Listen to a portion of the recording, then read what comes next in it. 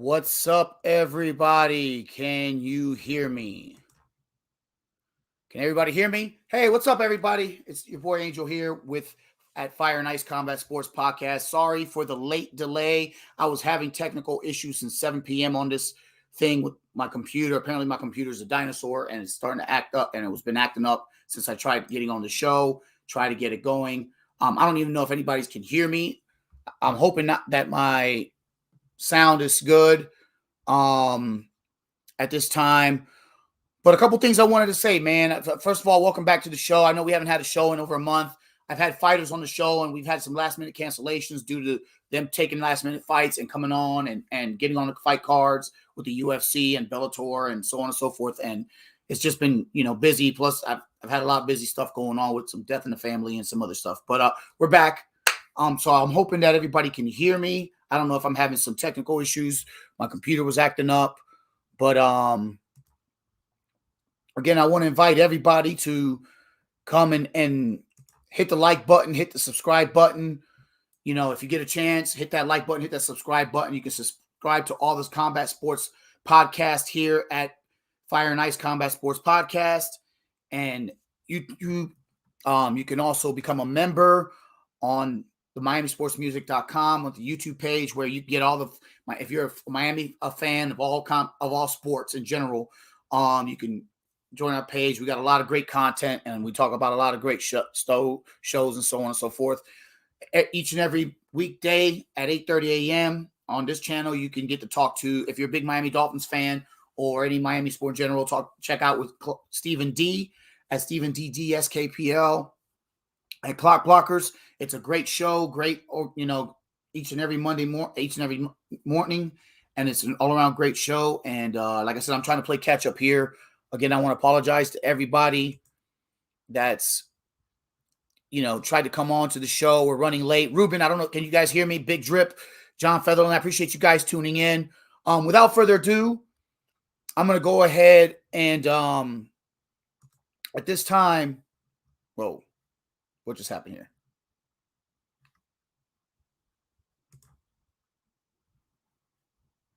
You got to be shitting me. There we go.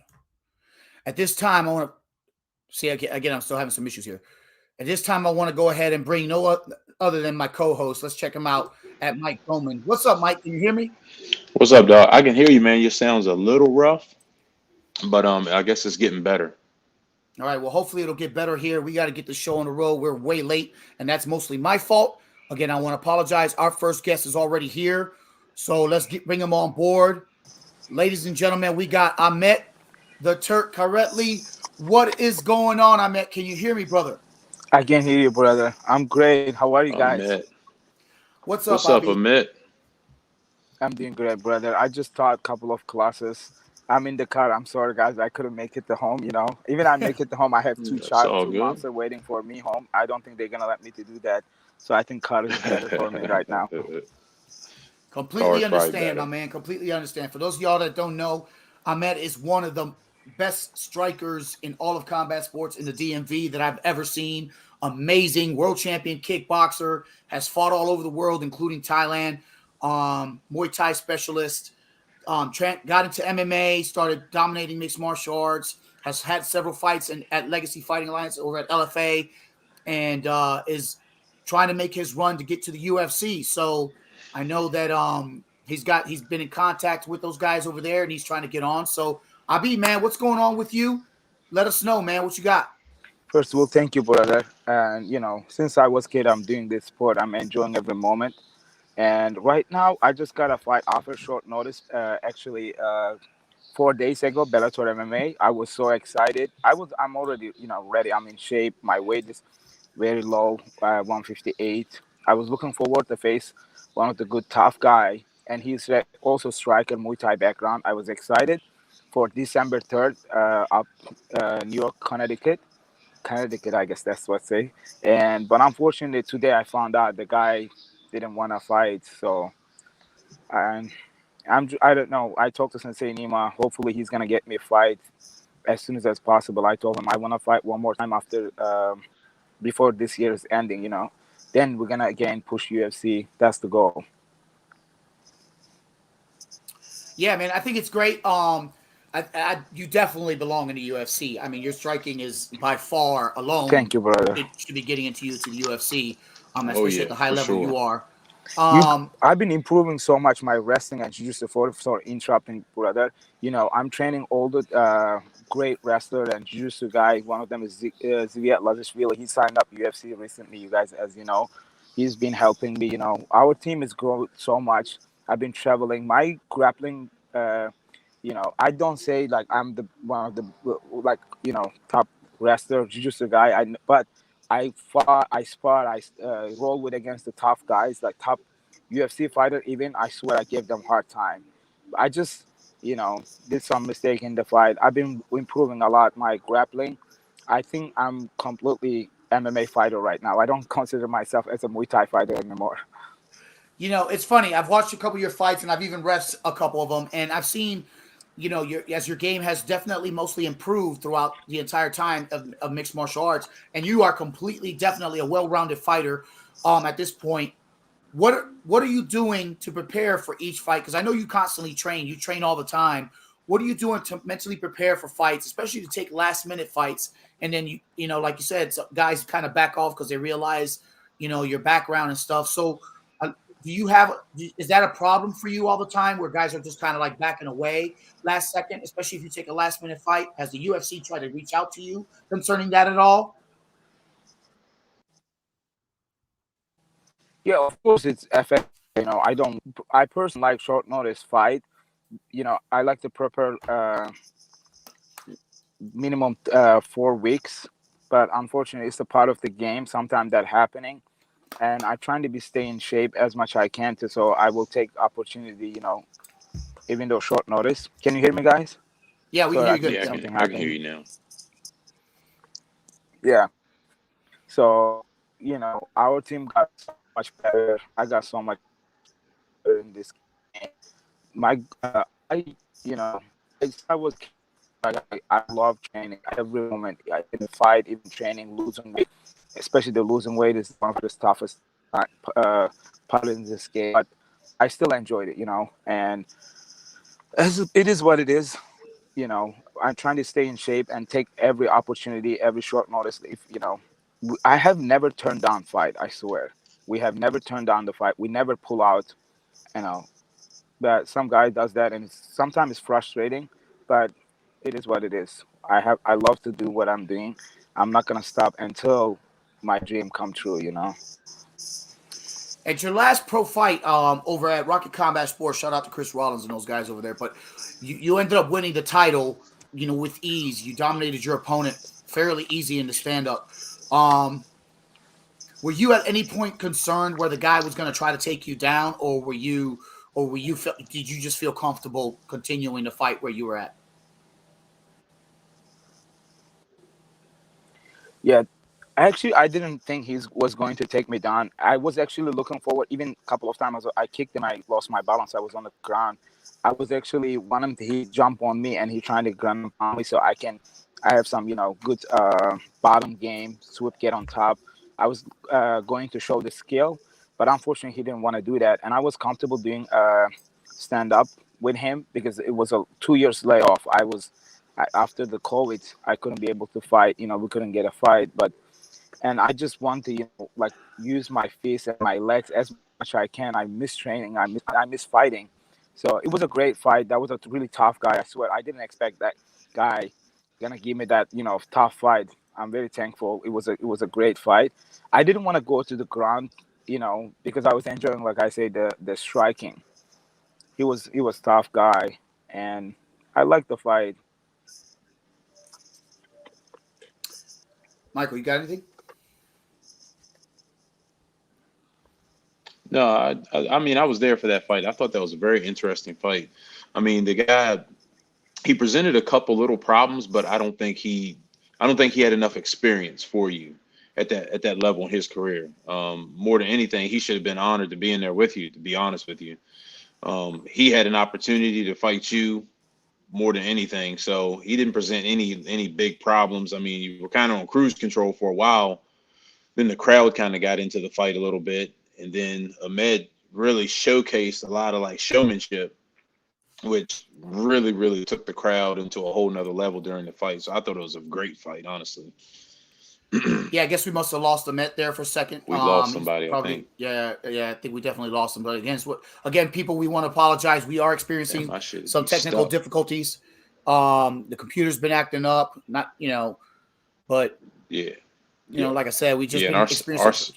yo, how's your sound, dog? My sound is. I mean, of course, you sound great to Yeah, me. your I sound don't is know how I ping. sound to Your you. sound is pinging. Can you hear me, Angel? Yeah, I can hear you great. Your yeah, your sound is pinging. Can you hear me, guys? Yeah, I can hear you. Welcome back, Ahmet. Sorry we lost you there for a second. It's a, Again, we've it's, been having some experienced technical difficulties here, and so I don't know what's Yeah, going on today, but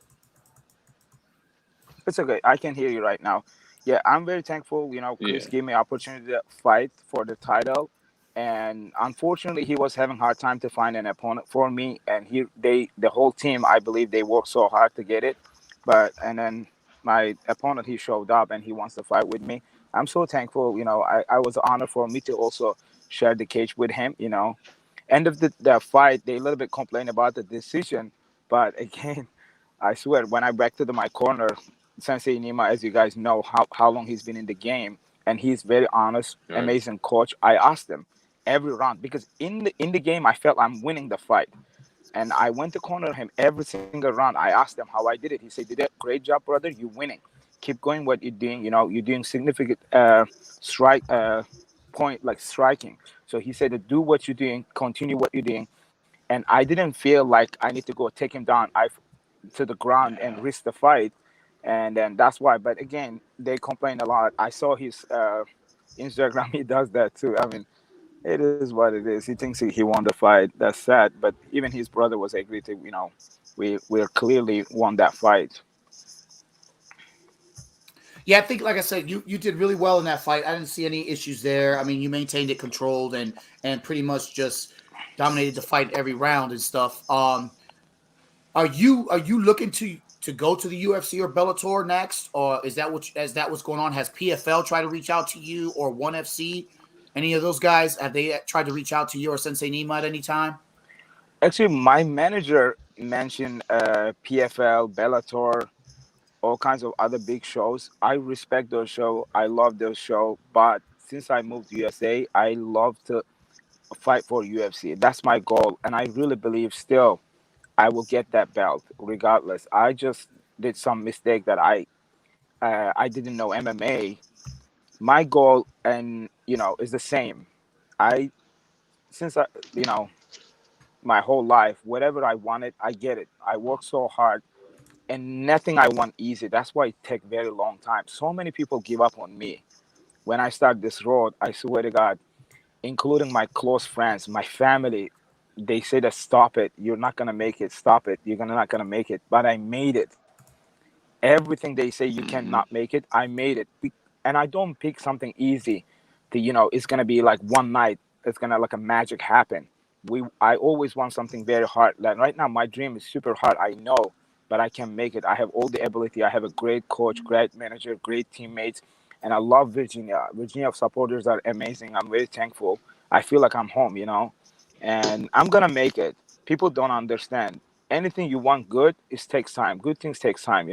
I have still so much, faith on my goal, my dream, and it's gonna come true. And then I will show those people that who give up on me. I'm gonna smile at them when I put that UFC belt on my face. I'm not gonna give up. And I told them I love to fight for LFA, Bellator, and all the other ONE FC big shows. I have respect, but my dream is UFC. I don't care anything else at that point. I That's respect that's that. awesome, man. Yeah, respect. I mean, fighters they I fight. You respect it. fight. Yeah. And you've never really turned down any fights, like you've said. Never. So I mean, if the UFC decided to call you tomorrow and say, "Hey, come to Dana White's Contender Series, or come take this fight this coming Saturday," is that something that you would think about and do, or does or would you I will. like, especially at I this will close? definitely do, brother. Remember that Dimitri Johnson, they put the 125 division. It wasn't a contender series. I forgot the name of the show. They put it 125. The winner of the show was going straight to the fight against the Dimitri Johnson 125 2016. And Last time I fought 125, brother, it was in Thailand. I was dying. I saw my mommy in Thailand. I started hallucinating. I cut way too much. And then I start Mhm. hallucinating. I saw my mom. And Sensei Nima said that, Ahmed, you want this opportunity? It's a great opportunity. You're going to fight like 3 times and stay in the house and win the tournament. And you're going to fight 125 title. And I told Sensei Nima, I can't do it. I'm going to kill myself to make it 125. And Mhm. then I start preparing. Unfortunately, we didn't get the picked. Uh, I was 6-1 or 7-1. Some reason I don't know why. I'm not lucky in this kind of opportunity. They didn't pick me. They pick other guys. But I was going to do 125, brother, and I'm big even 135. I cut Sheesh. 25 to. I'm cutting 30 to 35 pounds each fight, and I was going to do 35. I say I don't care what it takes. I was even making plans to go back to Thailand and stay there at least like a couple months and lose all the weight because over there it's easy to cut weight. They train 8 hours a day in the morning and afternoon. Day training is crazy, Damn. and I love it because you have nothing to do. So I will take every opportunity to get to UFC and that belt, brother. I don't care what it takes. Well, first of all, you come from a great fight Man, I team love in the Kaizen passion, man. MMA. Yeah, I mean, you come from a great fight team Thank you, brother. In Kaizen MMA, and shout out to Sensei Nima and Sensei Najim and all those guys over there at Kaizen. Um, so you fought at the big stage in Thailand. What was that like fighting in Thailand, training in Thailand, and competing against the Thais in their national sport? What was that like for you? It was great honor, and it was like actually a dream time, because I was 15 first time I was there, 2005. Wow. I won the Turkish gold medal in the junior division, and then the whole national team supposed to would go to the Thailand for the world championship, but Turkey, the federation didn't get the money from the government, and then they said that this year, 2005, we're not going. My uh, old coach, he got invitation. He talked to the WM MMA, say Muay Thai Federation. What was that? World Muay Thai Federation, and then they invite me to the King's birthday, December 5th, in Thailand, Bangkok, for the fight. So we flew to Thailand. That was my first trip to the Thailand. I thought like I'm out of the earth. I thought like I'm in the, I swear to God, different planet, because of the atmosphere. And I was a kid, and I just only know Thailand through the Jean-Claude Van Damme's movie. So I start training. Oh I shit. trained there 1 week with the beast, but the temperature is crazy, brother. You jump rope and you're like sweating. You get exhausted just by jumping 30 minutes ropes. Long story short, I knocked my opponent the first round with the elbow, and I cut him, and then I low kick him, and then the ref stopped the fight. I was dominating so badly. But be honest, if I couldn't finish him, I would be gassed out because I was a kid. I start so hard. I had only like 30 some fights, by that age, 30, 40 fights. I don't remember exactly. So then second time I went there with the national team and I fought for the world championship. I got the third place. Then I went to the Germany. I got the gold medal European Championship in 2007. Then I say that nobody can stop me. I want to move to the Thailand and I'm gonna train there. I'm gonna go to Japan. That was, remember that K1 Max, Yeah. brother. Hmm. All my dream was 155 K1 champion. That I start making dream. I start planning, and then some of my client, they put the money together and bought a plane ticket for me to Thailand. Brother, zero English, no money. I flew Thailand. I swear it was like a crazy dream. And I the guy who's supposed to help me over there, he didn't even see me. He didn't show up the airport. He didn't come to my hotel. I had only like 140 some dollars in my pocket, which is that money is nothing. I say that I will suicide. I'm not gonna go back to Turkey. I have a ticket, return ticket, but I'm not. I feel like all Turkish people at the airport looking at me. Ahmed is gonna not gonna make it. He's gonna come back. It was a big shame on me, and I lost in a day, brother. I swear, I got so panicked. I got so stressed. One day, I lost 6 pounds without working out, without God doing damn. nothing. I got Wow. sick because my heart was beating so fast because I have no money. I don't know where to go. I don't even speak. I only know couple camps, and it's called Jita Gym. So I took a cab and I went to his camp. I explained him with my fucked up English, and then He said that tell your friend. My friend actually emailed to him, and then he said that Ahmed's supposed to meet a guy over there. The Turkish guy is supposed to help him, and he didn't. He said that Ahmed is my son. I'm gonna help him. I'm gonna give him place. I'm gonna give him fight, brother. That was the best news I ever heard in my life. I was 17 by then, and then I start working out 8 hours a day. Brother, like I was killing myself, and then I fought in 3 months, 7 fights, and I was on the live TV twice. I become very famous over there. You know, white looking dude. I was jogging on the street. Everybody was pointing at me. Muay Thai, boxing, boxing. They were like telling me.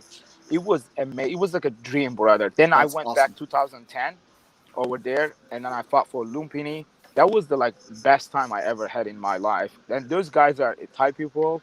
They're amazing, brother. Like as a fighter, as a person, they treat me like a brother, you know. And I fought all the best, the beast guys, and I learned so much from those guys. I owe them so much. Ahmet, real quick, who are your top 5 favorite fighters in all combat sports? Give me your top 5 in all combat First, sports. It could be first MMA, of all, boxing, Muay Thai. first of all, I respect all of them because I do this business, as you guys know, how hard it is. You know, even though I swear to a guy, the Mm, first time for amateur fight, it takes a lot. You have to have a like like heart. I told my clients that it doesn't matter how much you have skill. If you don't have the heart, I cannot help you. I love if you tell me the five, there's so many of them, but I love Canelo boxing. I learned so much, but just by looking at him, I love Canelo. He's my favorite boxer ever. I could say that. He's I love amazing. his. He just won He's this past amazing. weekend. I saw it. He's amazing, bro. I don't think they can stop him like long time. God bless him. And then Anderson Silva, he's one of my favorites. I love his how respectful and humble and amazing skill. You know, Conor McGregor. A lot of people hates him, but I don't like his trash talking. I mean, not I don't like say they. I don't I don't get it, but it is what it is. They culture, you know, and what he did for MMA for us, for everybody, you know, it was amazing. That's why I respect him, and I like his fighting style. mm. Like anytime he fights, brother, I feel like one of my friends is fighting. I get so hyped, so nervous. You know, I love it. And then so who? What can I? Jose Aldo, one of my favorites. I love him.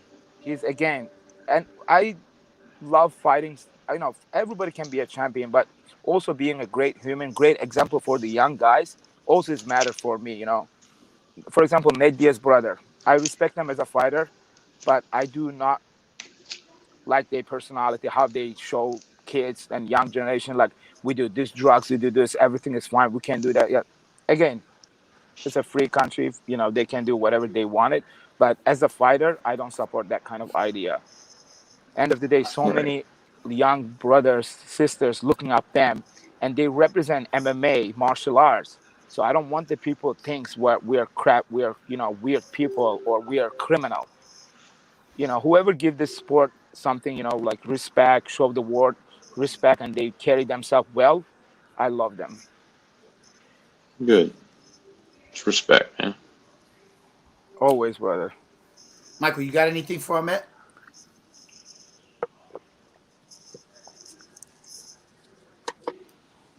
Mike, can you hear me? Man, Angel, I can't hear you at all, bro. Not at all. I can see your lips moving, but I can't hear you that well. Sorry, everybody. Again, we're still having technical I issues see your here. lips moving, dog. I Ahmet, can you hear me good? I I can hear see you, your lips brother. moving, Yes, brother. I can Okay. hear Amid, you I can clear. hear you pretty good. Ahmet can hear me. So, Mike, it might be something on your headset. It has to be something because I have this mic here. I got everything on my end is working pretty good. So, Angel, let's do a teamwork, brother. You tell me, I will tell the mic I'll be.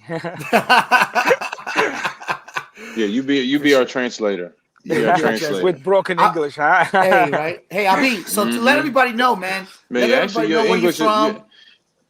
Where you're from. Tell them a little bit about yourself. What got you into fighting, and how did you who's your inspiration that got you into kickboxing and so on? It is again, when I talk, I'm sorry if I talk too much, guys. Please interrupt me because I like that my brain is jumping since Nemo always say that. Be honest, so I got this question many times, brother, that I don't even know. Since I swear that I remember myself, that which is 4, 5 years old. I remember when I was 4, even 3.5, that I sometimes talk to my brothers and sisters, that I told them story that they said that how dare you remember? I don't know. I have crazy memory that I remember even when I was a little. I saw my own cousin, which is my father's sister's son, my cousin. They came to my house, our house. I grew up in the mountain till 7. The first thing first, brother, go play with him. Say hi. There's something, right? Can I beat this kid or not? I went to him. I headbutt him. I broke his nose. And then my grandma and my aunt, they attacked me. I run outside. I was so scared. And I went home and they beat me. They're country people, you know. Then anywhere I go, brother, I swear to God, I was looking at any person, even though kid's way bigger than me. Can I take this guy down or not? I don't know why. I was dreaming in the mountain, and I was 10, 20 people. They were attacking. I was punching, punching, punching them. I don't even know how to fight. Imagine, look at the dream. And I trying to fly, but I couldn't. I was jumping like a Hulk to the other hill. I was turning my back. They're right behind me. And again, I was hitting them and again jumping. That I remember. And then went to the school. Then I met the TV, I guess, at the ages like 6 something. Then we start seeing a movie. One of the Turkish guy, the Cüneyt Arkın, he's an action movie star that I love him. I think he got me more in this because he was looking very good guy. He always beat the shit out of everybody, and he is always dating most beautiful girls in the movie. So I say that I want to be fighter. I want to be world famous fighter. Then I start dreaming at the age 13, where my hometown is, like I say, in the mountain, and then we moved to city that was very small city, and I could say like Fairfax, and then I graduated the uh, 8th grade, which is I guess middle school. You guys say. Then my brother was living in Istanbul, like in New York. It's a big city. Then I want I my dream was when I was going to even middle school. I want to go there and I want to start fighting like my brother too. Then I was telling all my friends, they were tired of listening my bullshit. They were like, this kid is crazy. Then at the 13, brother, before even graduated the school, I moved to the Istanbul with my brother. My brother was 17. I was only 13. I thought I'm a man because country people, they raise kids differently. Right now, 13 years old, can't even go to the grocery, I guess, by himself. And I moved to that crazy city, crowded city. I cried 3 months, brother, but I didn't give up. I was missing my mommy. I was missing my hometown.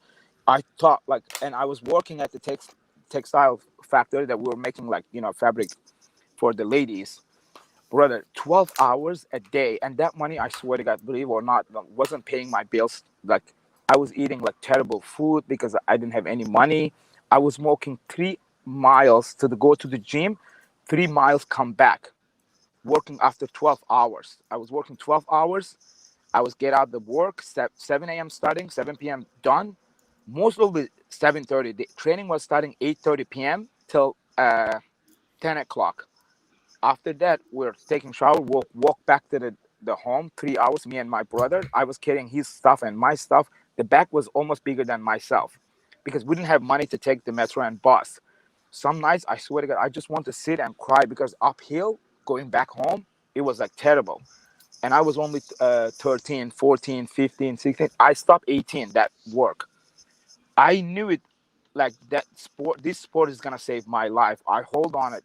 I was working 12 hours. I was going to the training every night, and I start competing and I start winning medals. You know, then I more believe in myself, and I knew it. I will. I Some nights, brother, no lie. What kind of kids, 13 years old, 14 years old, thinking the suicide? I want to suicide because anytime I start thinking this is my job, this is my rest of life, I was like, fuck this. I cannot continue like that. I need to kill myself. Then all of a sudden I just talking to myself, I'm like, Ahmet, one day this is not gonna be, this is gonna change. Believe in yourself. I was talking to myself, motivating. I was working at the textile factory. There's a machine, brother, huge blade on it. I was just like going up and down. I just want to cut through my, I'm sorry for saying that, but it was so stressful time. Sometimes I remember, but I'm so blessed that I didn't do anything stupid. I didn't do that because of Right. my mommy. I knew it. My mommy will. really hurt and she's gonna get sick and die. I didn't want to do many shit. Back in days, I get so pissed, depressed. I get out of that situation because of my mommy. Anytime I talk to her, I say, she's like, my son, what you eating? What, mommy, we do amazing. We have food. It's all lie. We're eating a sandwich. I swear to God, in the morning, it's a piece of bread. Till 1 o'clock, they were giving me half sandwich, brother. That sandwich was never enough until 11 o'clock. That I was living with my roommates, the friends. We're living in a room. It's 12 people, sometimes even 15 people. The basement is one room. Smell you cannot even imagine. Wow. And then, but thank God I made it. Then I went to the national team. A lot of people betrayed me because I was kid and alone. My coach betrayed me, the first coach. Then I never hate anybody in this life beside that guy. I loved him like a father. I loved him like a god. Me and my brother, we respect him so. He was very rich, well-educated guy who has two college degree. He finished two. He can speak 3, 4 language, German, English, blah blah. He was a very wealthy guy. He used us like a dog. Wow. And then he never helped us. He never cared me. He just cared like how I trained. He was like one of the crazy guy I ever met in my life. Then I got so many opportunities that nobody support me and they use me. For example, I give my license to county. They said if you bring any gold medal to us in Istanbul, we will give you 2,000 lira, which is 2,000, let's say here, and $800 a month, which is amazing money. I was working 12 hours working, $400. I got it. I went them. I meeting. I told my coach. He's like, "Are you stupid? Nobody gonna give you that money. Nobody gonna do that." He didn't believe me, and I went there. 8 months, brother. They didn't give my money because of the whoever helped me to get in there. They were taking the money, putting in their pocket. Every month they were giving me $200. You know, I was like, "Where's the rest of the money?" They said, "Oh, they're gonna do that. County is busy. President, governor is busy." I said, "Can I talk to governor?" No, they didn't want me to talk to him. 8 months later, I said, "Can I have my license?" They said, "Yeah." And then they took me to governor. They lied to him. He said, "Oh, Ahmed leaving the country. He's going to Thailand. He wants his license." They didn't say that we didn't give his money. Long story short, I went to Thailand. I lived there 4 months, but the total back and forth a year. But I stayed there 4 months. And then my visa ended. I went back, and again I fought for the gold medal. Turkey, the federation, they betrayed me 6 years, 6 years back to back, brother. I lost. Wow. I make it to the final. I lost. Make it to the final. I was beating everybody, but they were not giving me the gold medal because whoever goes to the world championship, the government giving good money like 30,000, 40,000 with Turkish money. It's a big money. That was my biggest dream. That get that money, collect that money, so open a gym in Istanbul, me and my brother, so I can go to the Japan and win the K1. But I had a dream, like big dream, all the times, even since I was kid.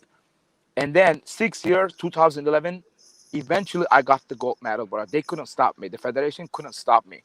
Turkey is like very different than USA. They really like do a bad job. Even like whole Middle East, uh, Russia, they do that too. I know. I heard the other fighters too. 2011, I got the gold medal. Still, they didn't let me to fight, represent the country, national, Wow. team. They didn't let me to get in the national team because also my ex coach, the first coach, that evil guy, he was enemy. He was like a competing with them. Then I quit amateur. I say that I use some bad words in the social media. I curse everybody, like all the federation governor. I say that I'm done this country, and I moved to Holland 2012. There's another story. There's a drug dealer guy who helped me to get there. But Because we'll definitely get into that as we bring you back on another time, brother. But so we're running out a little bit brothers. of time here, so I kind of want to just kind of get back into it. But This before I story let you just got go, weird. This yeah, this before I this let you story go, just took a Ahmet, twist. first of all, I want to say thank you for coming on to the show. You've been a great guest, and again, I apologize that we started out late. It's okay, We were brother. having some I'm technical issues. thankful. We'll definitely bring you back on for Hey, sure. But hey, before I let you go, man, yeah, you remember that story because I'm gonna hear the rest of that shit. You gotta tell me the definitely, rest of that definitely. story. I want to Hey, hear the rest of that I'm because at now so it let got We'll everybody real talk know. about it, interesting. brother. Yeah, let everybody know where they Hell can yeah. find you at, my man. Let everybody know where they can find you, all your social media handles and stuff. Yes, brother. Facebook Ahmet Kyretli. The Facebook fan page is Ahmet the Turk Kyretli. Instagram address is 34 the Turk. um, my Instagram address. Anytime you guys, message me for private or just come to Kaizen MMA group class. If you're interested more learn martial arts, we would like to help you. And if you're a pro fighter or amateur fighter, you can always more than welcome. We have open door policy. You can come and train with us. You can teach us. You can help us. We will help you back. Sensei Nima is the greatest guy, and our team is great. Our Virginia fighters and MMA community. I love them, guys. I love all of you guys. You guys are amazing. You've been supporting me. You've been helping me like a brother, like a family. I swear. I feel amazing about representing Virginia. Well, you're doing it well, my friend. You're definitely doing it well.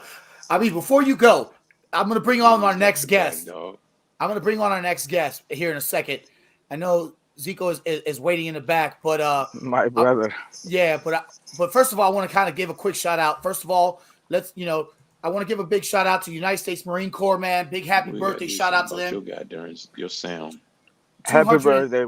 Happy birthday, Marine Corps. 4 years of kicking ass and taking names, man. And again, we do curse on this show, so it's okay. Parental advisory. I want to again remind everybody that parental advisory, explicit content. Mike, that might be your microphone. That's trash, not mine. So again, we want to remind everybody, put the kids to bed. These fighters can get real, they can get raw, and they can go on and talk and stuff like that. But our next guest, let's bring on our next guest real quick because again, he is most definitely currently on the UFC roster. Great guy, my man. Zviad Lavivshvili. Hello, everybody. Good evening, guys. What's up, brother? Zeke, aka Zeke. What's up, my man? Champ? How you doing, brother? I'm good. We're just helping my friend Levan. He's preparing for his fight in Bellator.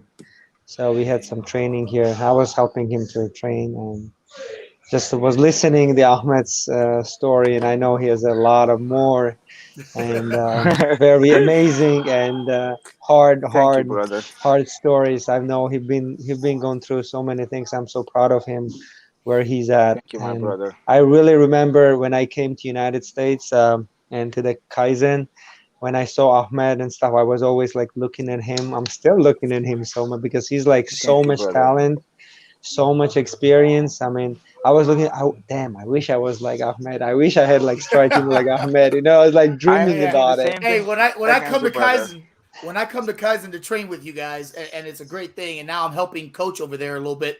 But thank you, brother, for that. It was just one of those things that you see Ahmed, and you're like, how is this guy this good? You guys get to spar at the gym and all together? Of course. Ahmed is like you said unfortunate. Game, I'll be right now UFC champion. I swear. I love Zikobi. We learn, from each other so much. I learned so much grappling and wrestling.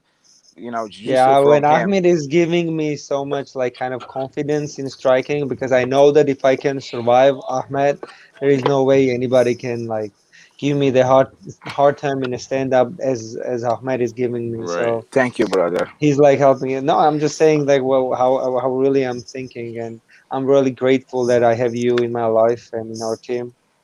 Thank you, my brother. Many things to come in future.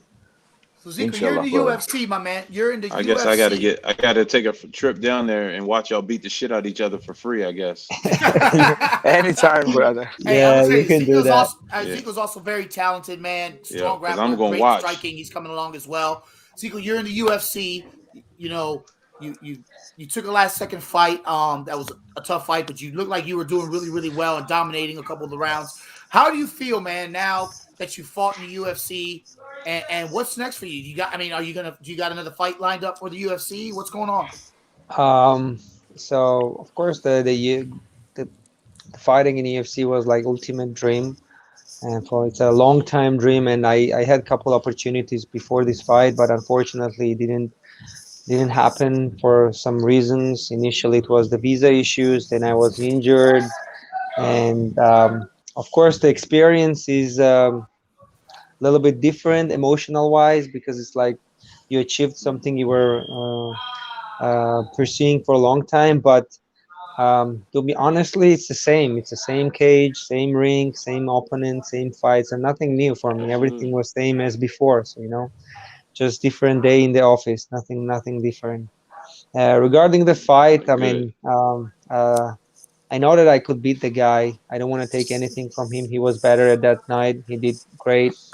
I learned myself so many things about me during this fight. But I know that I'm like way better than I showed in that fight, because technically I didn't show what I can, and I didn't fight my fight or my game for like several other reasons, which doesn't matter now. But I'm pretty sure the next fight gonna be prepared 100% without any injury, without any problems, and I'm pretty sure the result will be way different.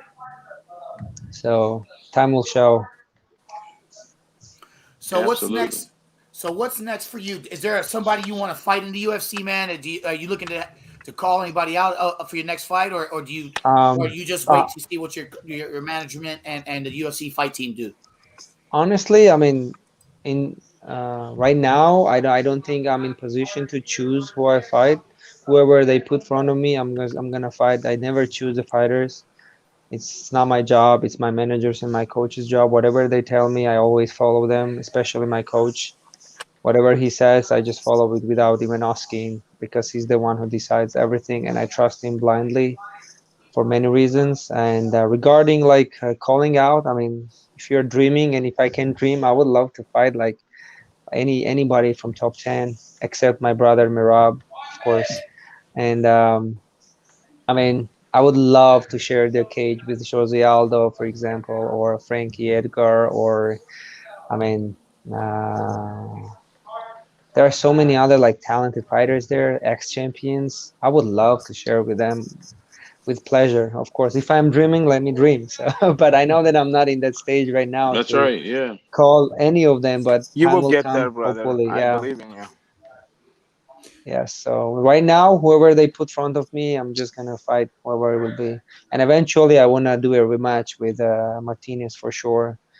Mm, Because yeah, I don't like unfinished businesses. And definitely with the Jack Shore too, because we had fights set it up, and eventually I would love to fight him too. He's an amazing guy, amazing fighter.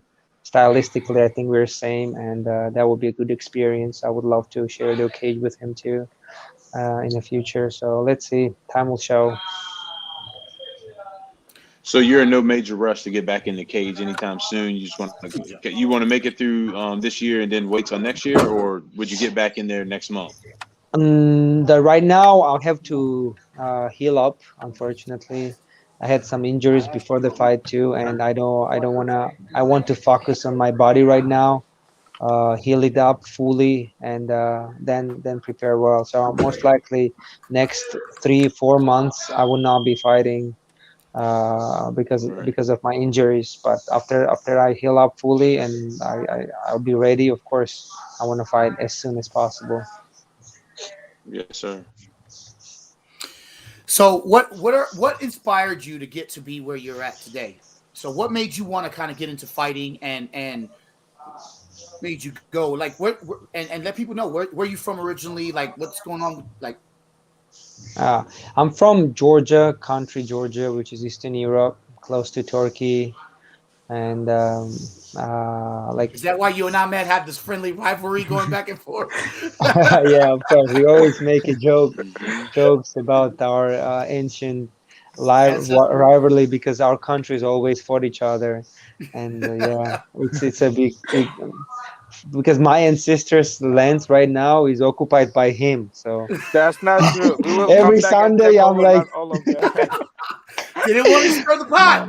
I didn't want yeah, to stir yeah, the pot, but no, that's what no, we got to do I'm here. So, just kidding, Mm. just kidding. Yeah, I love Ahmed more than everything. He's I my mean, he's my family. you were saying something to me about Turkey and the Turks taking over or By something the like way, by the that. way, what we brought this up, but I want to say for sure, because I'm so grateful. I know that Ahmed has very bad experience with his government, with his country, but in my case, it's a little bit different, because since childhood, I was very lucky. I got scholarship in a school. Technically, Turkish government was paying for my tuition throughout all my high school. Then university, I was studying for free because I got another scholarship from Turkish government. And funny part is, I came to United States, and again the Turkish government paid for my school. for my master degree. So I So the cannot guy say. from Turkey doesn't get no love from Turkey, but the guy from Georgia gets all the love. Yeah, so I Georgia. cannot say anything against it because I'm really grateful because those people really helped me to get my education. If not them, I wouldn't be even speaking English, I'm pretty sure, because I'm from a very small country and very small city where the opportunities are not as good, and it's very hard to just come out from that place. So I'm really grateful for that. You know, Well, I well, know the next time you guys are sparring, and he's beating the shit out of you, now we kind of know why. You know, a little pissed off about that. You yes, know what I'm saying? yes, Like, yes. I am, he's holding I a am so little glad. grudge. You know what No, no, I'm saying? brother. I'm so glad Yeah, that he got all the opportunity. Otherwise, I wouldn't be meet him. And also like mine is like the not the even government, the federation. The Muay Thai right. kickboxing. And they're like it's like a kind of mafia things over there. They just sit Yeah, there well, and just there's take it's the here. money. But Yep. I still love you, as you guys see. I still carry the Turkish flag. I love my people. You know, we have like every other country. We have good and bad people. They're everywhere. And Absolutely. Yeah, they treat me absolutely. badly, not because who I am, because I didn't have anybody behind me. No mommy, no daddy, or my coaches. You know what I'm saying? I was alone, and I am also a little bit like I never let anybody to guide me. Besides Sensei Nima, I don't. I'm a little bit like I like to do what I like. I don't like to listen people. I listen. But I still end of the day I want to take my decision. I don't know. Different personality, I guess. No, it's good to see these two sides of the spectrum. You know what I'm Zico, saying? who One inspired guy you to? was I'm sorry, Michael. Go ahead. you got one guy on one side of the spectrum that was kind of like had to make this on his own. Then you got another guy. I mean, this is interesting shit. You know what I'm saying? I mean, you was going to go into a drug dealer paying for you to get somewhere. So this is some wild shit. This guy already had it paid for him. I respect both sides of the story. You know what I'm saying? Both you guys are humble dudes. You know what I'm saying? But both you Thank you, guys came brother. from two Thank you. two totally different sides of the spectrum, which is very interesting to me. One And thing I both of would you are like, still hungry. one thing I would like to say about the Zico Abi, like I learned so much from him, his personality. I'm very emotional. Hmm. Turkish people are usually very emotional people, but Zico Abi is very not. He uses his brain more than I am. I can tell about this kind of things. He doesn't look at people. Everything is like emotion. I look at a lot of things. I don't know. Maybe because of I went through a lot of tough situation. Maybe my emotion got too much, but maybe my emotion put all this kind of situation. Put me in that kind of situation. But Zikobi is amazing about the business, about like if something happened, he knows how to manage it way better. I like it. I learned so much Right. from him. Well, So that's good. Zico, You Thank what? guys are you. learning from each other. You know what I'm saying? It's Yes, good. I mean Exactly. that Of is great. course, bro. Zico, so what made you get into fighting? What was the one thing that made you? Um, Man, I mean, I cannot say that I made a decision that I want to be a fighter. No, but I always wanted to be an athlete. My father is a wrestler, a freestyle wrestler, world champion in veterans 3 times. And the whole his life he was like training. And for every son, the father is like somebody to look up to. But it was very tough to be the athlete in that country during my father's time. And when I wanted to wrestle and when I wanted to be an athlete, he was always pushing me away from it. Like technically, he was telling me, "No, it's too early now. You can do it later. Later, study now. Go to the school. Concentrate on education. This kind of stuff." And I never got into the any sports. But when I was 19, I went to a capital city to study university in the university, so I had like more free time. And like a couple of years before that, I fought in an amusement park. Unfortunately, I was fighting a lot and out in the street, and I ended up fighting with the four security guys in the amusement park because of my friend. They insulted my small friend, and kind of I answered them back verbally, but they took it differently, and the fight started. It was a big fight. Whole amusement park closed down. So my first coach, Koba, saw me on this incident, and he saw that they couldn't stop the 4 adult guys, like twice as my size. They couldn't stop me. I was just beating them. I couldn't like all beat fully, but I was not beaten up. They were beaten up, and I mean it was a big fight. I don't Right, know. right. Doesn't matter the Mm, details. I broke right. one of the guy's hand, and like it was a big fight, and it had a second round in a second day with the adults, with my father and everybody, and our yeah. Anyways, doesn't matter the details. So then this my first coach told me, come and just learn to fight. You have like good skills. Maybe you can like learn professionally. But initially, it was for me to just learn self-defense, nothing else. And I was just training. Then after 3 months of training, I had my first fight against like Georgian kickboxer who had a lot of fight, a lot of experience. He was a very tough guy. And I said to myself, let me fight only once, just to fulfill my childhood dream that I'll compete somewhere and like kind of be an athlete, pretend to be a fighter. So, but all these feelings, when I felt this like weight cut and these emotions and the winning and everything, I said that there is no way I can live without all these feelings, and then I totally jumped into the fighting fully and started training full time. So slowly I got obsessed with it, and here I am. That's awesome. Who are your five favorite fighters that got you? That got Who are your five favorite fighters in all the combat sports? What five top fighters of all time do you like? So you're talking about like fighters or like wrestlers or athletes? Just fighters and just fighters mostly. Like So MMA fighters? yeah, well, no, it could My be MMA, boxing, kickboxing. Who are your five favorite fighters, I see. past or present? Okay, the Mike Tyson for sure was my childhood like biggest thing. I still love that guy. I respect that fighter. But in MMA, Jose Aldo, Mighty Mouse, these two guys are my favorite. Jose Aldo was like, I don't know, I always liked this guy. I would love to. That's my biggest dream, to share the cage with him, just because for a long time I was looking at him. Uriah Faber too. I like his style. I was following him since childhood. Even if I was not, when before I started fighting, I was looking his fights. I really liked him. So these three guys are like my most, how to say, who I look it up. Of course, I like Habib style too. I learn a lot of things from him, because I see that my style is kind of a little bit similar, and hopefully I will be able to get on his level too in future. So yeah, these guys are mostly who I So really you like. like to smash people, smash Yeah, that style. Smish. smash them. I mean, it's easier for me, but honestly, I like striking. I love striking. Just I'm not as good as good in that, and that's why I have Ahmed to help me to get in that level. So Ahmed and my coach Nima, they are working a lot in my striking. So hopefully I'll improve it, put Well, it I'll in a tell you what, in different your last level. fight, your striking looked really sharp, man. Especially in that first round where you almost knocked the guy out. It looked very sharp. So Yeah, there was so many things, brother, happened in that fight. In the morning, I couldn't feel myself at all. I couldn't feel my speed, power.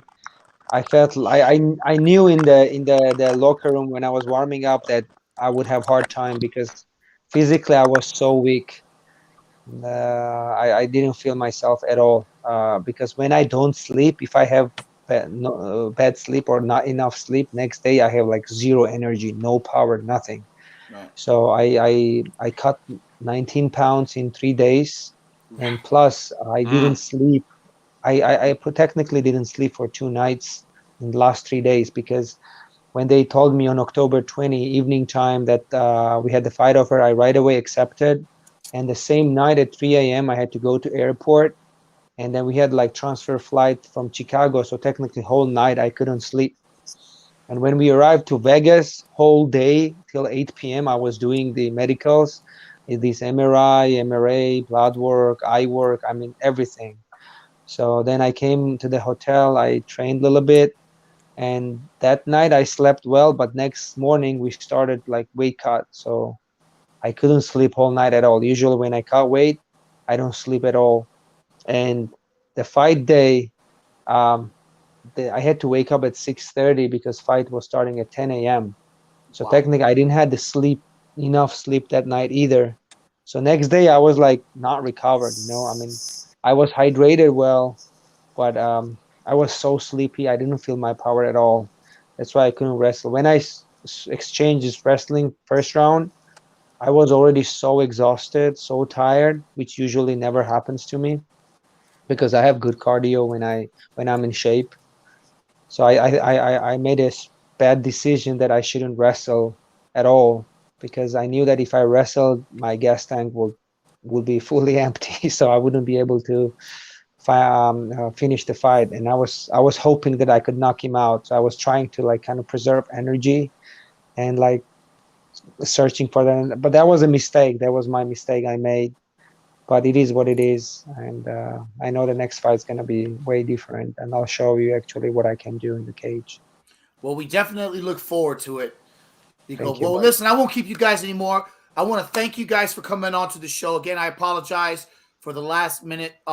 We had some delay and we're still experiencing some technical issues on our end, obviously. But again, Zico, it's an honor and a pleasure. We definitely want to bring you back Likewise. on to Fire Nice here down the road. But and so we can ask more stories, man, as we can go, and we won't have the issues that we're having today with my computer. But There are again, so many stories, I can't. funny stories, Oh yeah. Yeah, I can't wait to hear it, because man. it's not as easy as is in America. In our countries, it's so hard. Many things, and Ahmed, like Ahmed told you some stories. Same way, I have so many crazy, crazy, crazy stories And we definitely look forward to throughout hearing it, man. throughout this career. It was, yeah. So definitely next time we can do that. Absolutely. So, For please sure, let guys. everybody For sure. give let everybody know where they can find you, Zico. And if you guys both can give your shout outs to whoever you want to, you're welcome to at this time. Yeah. So definitely, I want to give a shout out to my doctor, Dr. Reza, for like literally saving my career because I had a car accident and also bad injury on my lower back. And because of that, I was out for like 10 months. Ahmed Abi knows that. Like after my last fight in LFA, almost like 10 months, I was not able to train at all. So this guy really helped me a lot on my lower back, and he was able to bring me back to training. So I'm really grateful to him, and also to my Kaizen team. We have amazing, amazing coaches, great team. So if anybody wants to come join us, we are more than welcome. We always seek for new fighters because it's good for us too. So anytime, guys, Sundays is open always for sparrings too. We would love to come and share our knowledge with you, and anybody's there, always welcome. And where can everybody find you at? With We my first appreciate name the and offer, last man. name, For sure. thank you, brother. My Zviad Lavivshvili. You can just find me on Instagram, Facebook, same way. So if you guys need anything, any help, if anybody goes to Georgia, they can contact me. I can ask my friends to host them there so they can enjoy. So I'm always open for anything. I mean, any shout outs you want to give out? Thank you, brothers. First of all, thank you for hosting us tonight. It was a great conversation. Again, we have crazy story and very long story. We will train and then we will talk about it more, brothers. And I want to thank everybody in my life, whoever I met, good or bad. I learned a lot from all of them. And of course, my teammates, my coaches. I'm so thankful, Sensei Nima, Najim Vali, Gustavo, Tony, Yeah. Tony, Yeah, our coaches are like and incredible guys. Bernard, I know that for every Hell yeah. fighter, their and coach is special, but trust me, when I say this, our coaches are special. They are. my mentor Masai for and Mike, I love you, baby.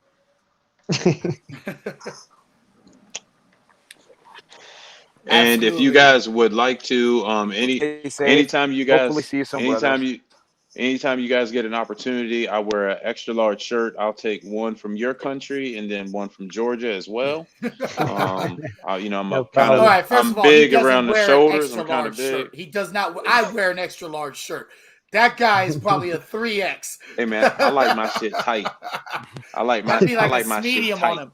Gentlemen, again, I appreciate you guys coming on the Fire and Ice Combat Sports Podcast. You'll be able to share this, with your friends. Please share it with all your social media followers and friends, and let everybody know.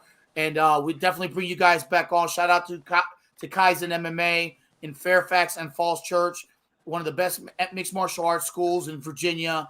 Guys, if you're looking to train with some of the best fighters, man, in the DMV and in Virginia, please check out Kaizen MMA.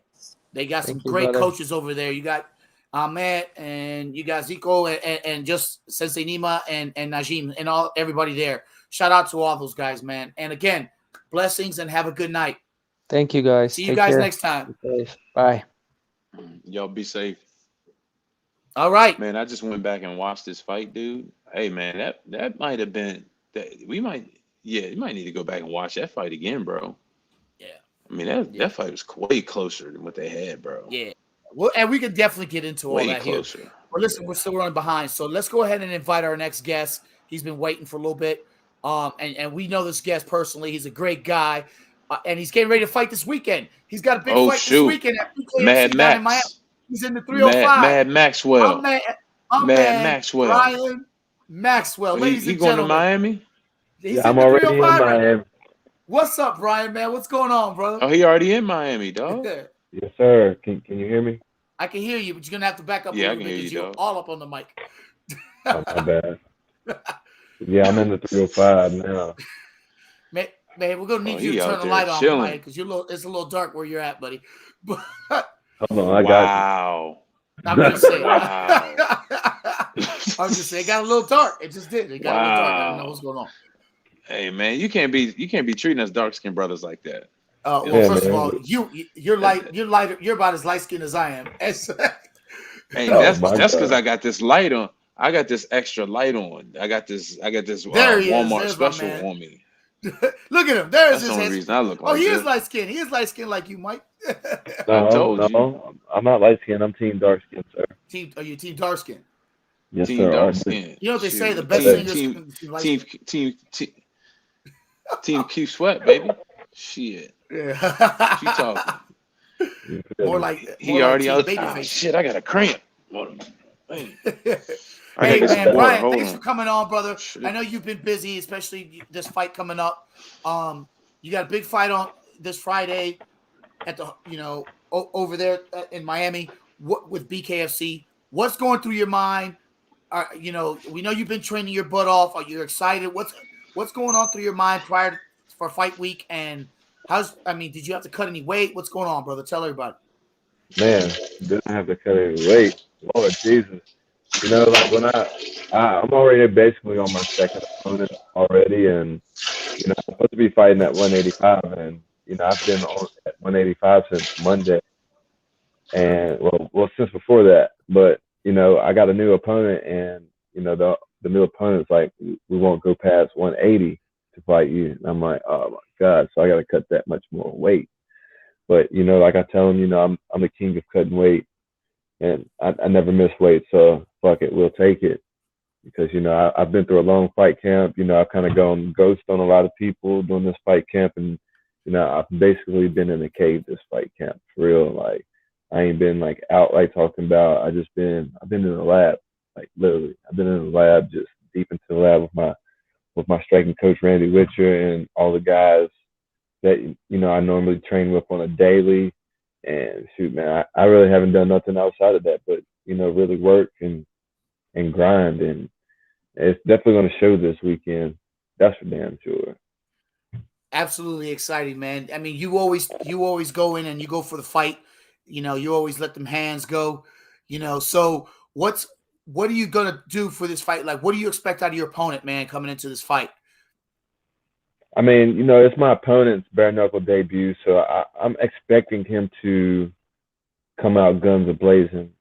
But that's not even part of my game plan. I'm going to show them that now that I've gotten everything to click and all cylinders running, I'm going to show them. I guess why I'm classified as a veteran of this sport now. I mean, it's still a young sport, but this will be my fifth fight with the organization. And I got a couple more left on my contract, but maybe more. and some other opportunities, but I want to show them why I'm a veteran. Like I said, this fight camp, this is the most, I'm not gonna say dark fight camp, but the most I've really stayed more in the gym and to myself in a fight camp. I took it back to the drawing board this fight camp and rewatched a lot of my fights, since coming to bare knuckle, and I needed to switch a few things, and I spent this whole fight camp switching up those things. And like I said, I've basically been a hermit, man. I ain't been doing, like I said, I've been doing nothing but work and going home, man, and chilling and collecting my thoughts every day. And yeah, and that's You're dialed in and ready to rock. You're tuned in. Yes, right? sir, man. I feel the best I've ever felt in a while, and you and Mr. Dolman, y'all have known me for a long time now. Y'all know where my confidence level was at some years ago, and I got that back right now. So, I'm feeling my head is bigger than what it should be right now. Let's just say that. So you got that swagger back. You ready to rock?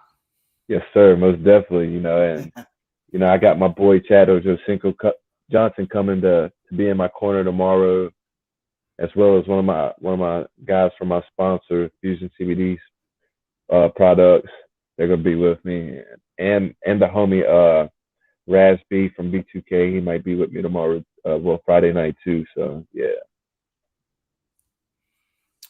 Well, yeah, man. So what are you planning on doing differently in this fight from previous fights? Like, what is the one thing that that you're gonna do, especially for a guy that's just gonna start? I mean, he's obviously, this is his bare knuckle debut, so it's and bare knuckle is a pretty bloody sport right from the jump, man. What are you expecting for? I mean, what are you gonna do different for when you face your opponent this coming weekend? I'm going to keep the fight at my pace. I'm going to make him fight my fight. You feel what I'm saying? Like I said, I've had my share of fights here in bare knuckle, and it's my time to show my veteranship, I should say. And I'm going to make him fight my fight. My past couple of fights, I've fought those guys' fights, but now it's time to fight my fight. You feel what I'm saying? You know my style. You've seen my style for a long time. It's improved, but now I like I said, I went back to the drawing board in this fight camp and worked on some stuff that I kind of threw out my game that I should have kept in my game while coming to bare knuckle. So, this weekend you're gonna see a different side of me that you literally haven't seen in a while. Like my coaches and training partners can tell that the old me is back, being cocky as hell and being super swagged out and stuff, man. You know how I rock, but it's going to be a banger, man. I plan on finishing this fight before the second round. Oh wow! So you plan on finishing it early? Yes, sir. Most definitely. So what's the latest? Well, first of all, I want to go ahead and say that I'm still waiting on my Who's Brian Maxwell shirt. Man, what's that to me, dog? I got you. It's XL. Oh, for sure. XL. I got to have one of them. I need that. I got that. So we gotta. Is there anything new that you're gonna be doing for the walkout? I mean, I know you guys kind of just have a thing going, especially with Chad Ochocinco being in your corner. That should be an interesting thing, man. I mean, with the shirts, hey, I'll have the shirts with me when I come up that way on the 27th. So I'll definitely have those with me. So. Oh, that's right. For those of y'all that don't know, Brian Maxwell, BKFC fighter, is gonna be hanging out with us at Winchester Boxing in Winchester, Virginia, and we're gonna be doing some sparring and some hanging around and part of a smoker, if I'm not mistaken. Is that correct? Hell yeah! In there, I've already got my schedule cleared. I was actually supposed to go do a meet and greet in Texas that weekend, but I told them that I've already committed to something, so they can do something else with that. Well, we definitely look forward to having you, my man.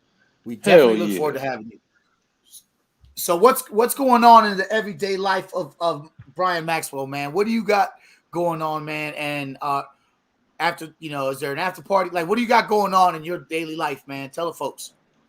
Man, look, like I told you, I've been a hermit this fight camp. Like, I've literally been a hermit. Like, I've been in the gym, gym. Like it's been different. But also, I've seen to added some more cars to my collection the past couple months, and I've been actually messing with my cars too, but not like I wanted to, but like I said, I've been in a lab, like literally. I don't know nothing outside of the gym right now. Like the gym has been me for the past couple months in this fight camp. Like it was something That's different to me smart, this man. fight camp. It was something different, but something the same to me. But like I said, I feel like I'm back to my swagged out self, and like I said, I feel great about this fight. Even though my opponent changed, it's going to be the same outcome. But to my first opponent, I can completely understand why. I guess I went on Instagram Live doing my training sessions too many times while he was watching and he seen what I was doing. But it's Right. whatever. But I'm prepared. I'm very well prepared, more than I ever have been. So I'm ready to do me and put this work in. So let me ask you this, Brian. So do you feel like at this pinnacle in your career, all right, you just came off like something very huge. For me, Virginia guy gets in there with Chad, and no disrespect to Chad, but this is a different sport than football. All right, you handled your business. All right, coming off of that win, do you feel like you have more pressure on you now walking into this next BKFC fight? Man, look, I had pressure 10 seconds after the fight. Like, my phone was blowing up with people on all social media outlets, man. Like it was crazy. Right. Like, as soon as I got back to the locker room and turned my phone off, my phone basically, I was at 98% when I turned my phone on, and by the time I got all my notifications, it was at 46%. Like, it was wild, but God damn. I do feel a lot of pressure just for the simple fact that Mm-hmm. I fought Chad, and I got people coming for me every day, just like when I Yeah. was doing MMA heavy at home in Virginia. I had people coming for me heavy, but now it's even worse.